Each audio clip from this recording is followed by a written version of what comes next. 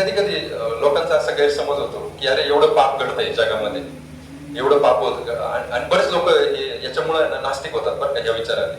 त्यांना असं दिसतं की जगामध्ये एवढे लोक सफर करतायत, एवढ्या लोकांना एवढा त्रास आहे.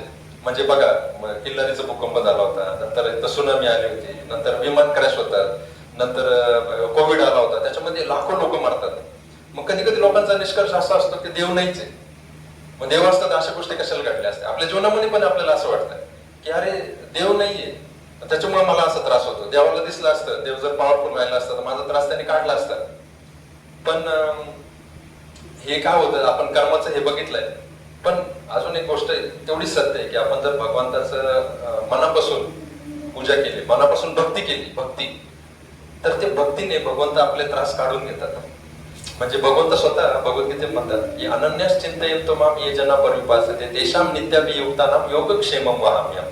म्हणजे जो अनन्य मनाने माझी भक्ती करतो, अनन्य चित्ताने माझी भक्ती करतो, असा जो भक्त आहे त्याच्याकडे जे आहे त्याचं मी संरक्षण करतो आणि त्याच्याकडे नाहीये ते मी त्याला पुरवतो. भगवंत घेतात, काळजी घेतात. आणि इनफॅक्ट भगवद्गीतेचा जो निष्कर्ष आहे, सर्व धर्मान परित्यज्य माम एकम शरणम व्रज अहम त्वं सर्व पापेभ्यो मोक्षयिष्यामि मा शुच. भगवंत म्हणतात मी तुमचे पाप काढून घेणार.